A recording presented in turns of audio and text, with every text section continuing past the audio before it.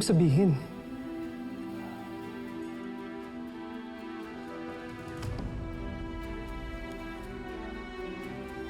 Nakapagdesisyon ako na ipamana sa iyo lahat ng maiiwan kong mga ari-arian ko.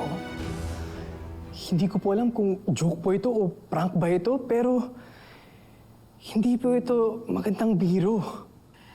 Sa tingin mo ba, nagbibiro ako?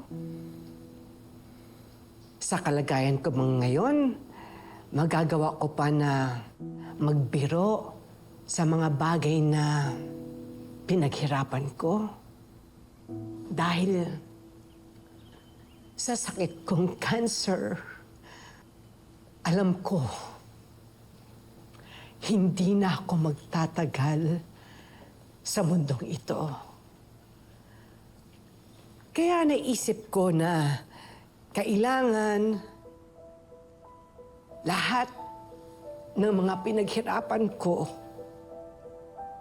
iiwan ko sa isang taong may pagpapahalaga, may respeto, at pagmamahal. Eh, sino pa ba yun? Ikaw lang. Tyrone. Ikaw lang. Nakita ko lahat yun sa'yo. Pinag-isipan ko itong mabuti.